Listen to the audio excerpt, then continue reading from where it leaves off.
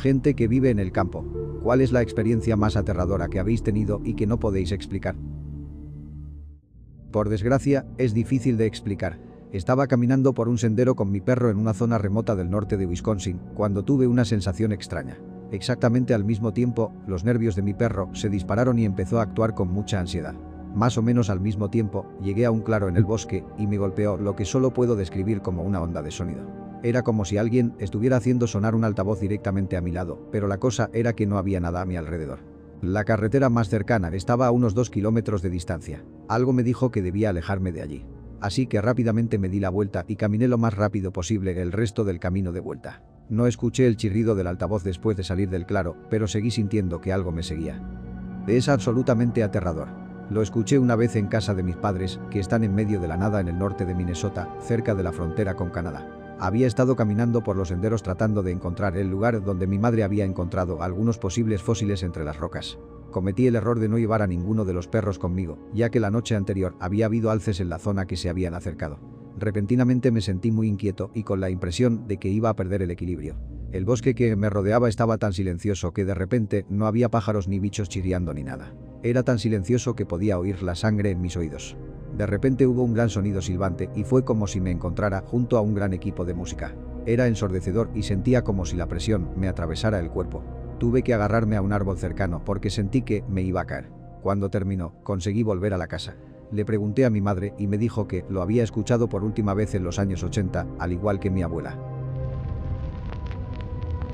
Mi madre vive sola prácticamente en el bosque. Vive completamente a oscuras por la noche, sin luces de la calle ni de los vecinos, solamente hay un pequeño camino que lleva a su casa.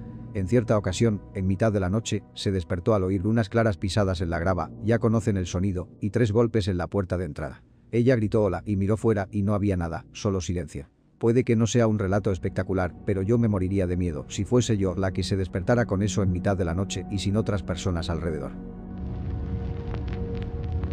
Hace 15 años tenía un trabajo de temporada en el Servicio Forestal de Estados Unidos en el oeste de Colorado durante el verano. Vivía solo en una antigua estación de guardabosques. Una noche soñé que alguien se paseaba por la cabaña mientras yo estaba en la cama. Cuando me desperté esa mañana, la puerta principal estaba abierta de par en par. Durante el resto del verano dormí con un gran cuchillo bien pegado. Una vez oí un clic por la noche cuando me acosté. Pensé que era algo que se había caído y me fui a dormir. Cuando desperté me encontré en la puerta de mi apartamento sin cerrar, aunque estoy seguro de que comprobé 2 veces que estaba cerrada con llave antes de irme a la cama. De manera interesante, pero probablemente sin relación alguna, había un tipo que cortó a uno de los parientes de su mujer, el cual vivía en mi piso actual por la mitad, dejando una mitad en un contenedor y la otra en el río. Aparentemente lo hizo por el seguro. No se movió ni se robó nada. En la Australia semi-rural. No diría que no se pueda explicar, pero sí que me molesta mucho la cantidad de agujeros de bala que sigo encontrando en los hierros de los cobertizos, paneles solares, antenas de radio y demás. Los agujeros son a menudo volcados o en forma de ojo de cerradura también, así que no creo que sean idiotas disparando directamente, sino más bien disparados desde un ángulo de 45 grados desde kilómetros de distancia o algo así. Arruinaría mi tranquilidad si me alcanzara una bala al azar. Crecí en una pequeña propiedad en la Australia regional. Vivíamos a unos 3 o 4 kilómetros de la ciudad, así que no estábamos muy lejos, pero sí lo suficiente como para que nunca nos molestaran.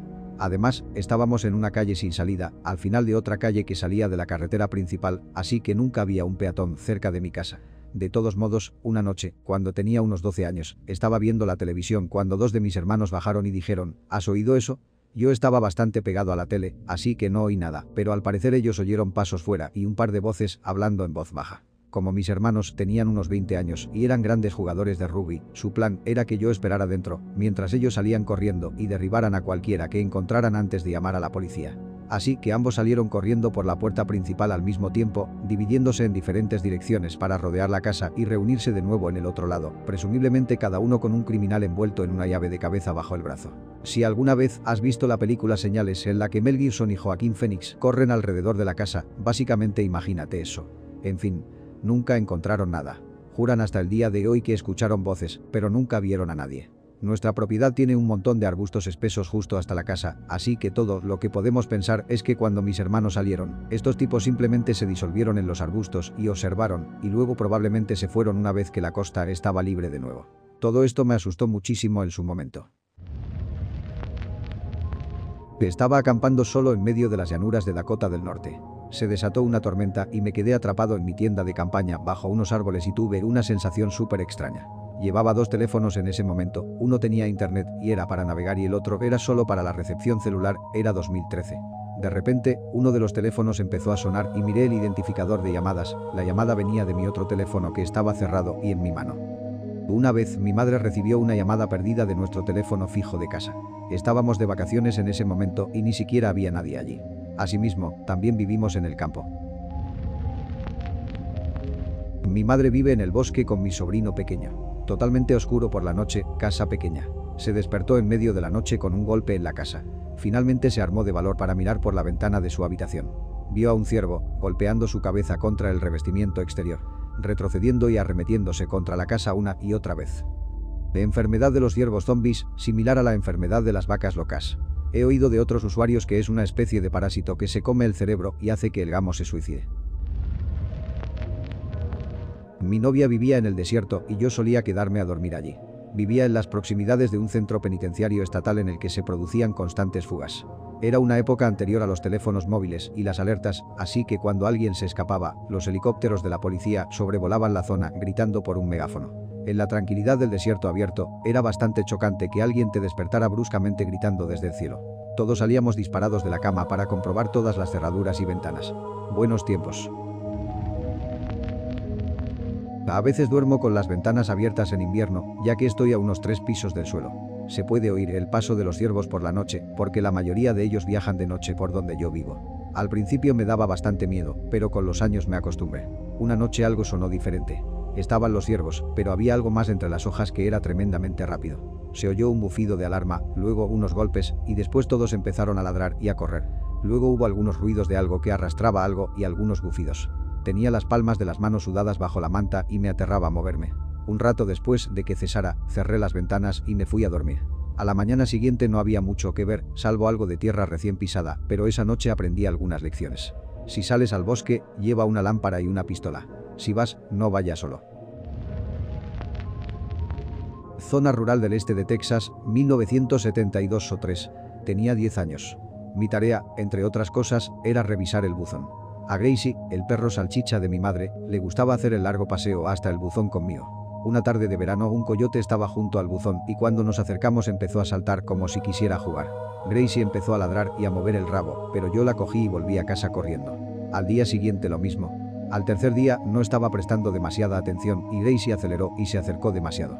2 coyotes más grandes salieron de la hierba alta y se la llevaron.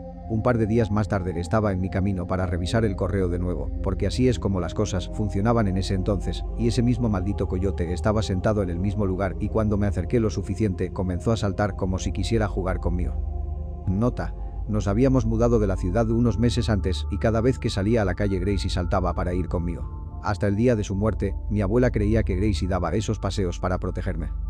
No tengo ningún problema con los coyotes en general, pero los coyotes que no temen a los humanos son algo muy distinto. Los buenos coyotes no se dejan ver. Si los ves merodeando y es legal hacerlo, dispárales. Otra manada se desplazará casi inmediatamente y, con suerte, serán más cooperativos. Desempeñan un papel vital en la naturaleza, pero los más atrevidos pueden causar problemas.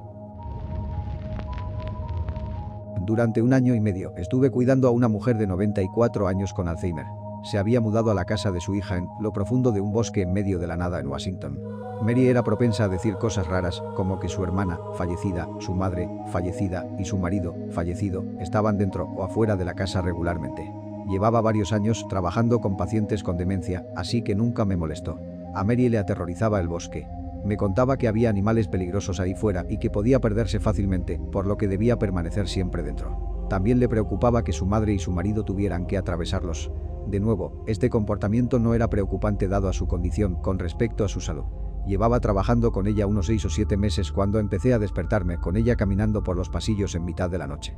La agitación nocturna es bastante normal para las personas con Alzheimer, así que tampoco me preocupaba, pero empezó a ir a una ventana en particular y a reírse en voz baja, como si estuviera interactuando con alguien fuera de la ventana. Cuando se le preguntaba qué estaba haciendo, decía que su madre estaba ahí fuera. Es un poco raro, pero ahora toda su percepción del mundo era muy diferente a la que era. Una noche, en pleno invierno, su hija y yo nos despertamos con el sonido de la alarma de la casa. La hija y yo comprobamos las puertas y ventanas, ninguna de las cuales pareciera estar alterada o desbloqueada. Lo único que falta es Mary. No está en ninguna parte de la casa. Presa del pánico, salgo corriendo a buscarla mientras la hija sigue registrando la casa. No hay huellas en ninguna parte, no hay nieve removida, nada. Después de 10-15 minutos de gritar y buscar en el bosque, vuelvo a la casa, donde la hija ya estaba llamando al 911. Cuando me acerco a la casa, veo a Mary de pie al otro lado de la ventana, donde normalmente se encontraba riendo. No hay ni una sola pisada en la nieve a su alrededor, ni está fría al tacto. Está ahí de pie riéndose de nada, ni siquiera sabía que estaba fuera. Sus visitas nocturnas a la ventana se hicieron más frecuentes después de esto, pero menos felices. Se ponía combativa con la ventana y gritaba a quien fuera que creyera que estaba allí. Luego, un día dejó de hacerlo. En una de las últimas conversaciones que mantuve con Mary antes de que falleciera, me dijo que no permitiera que me llevaran a través de los bosques. Espero que no lo hicieran.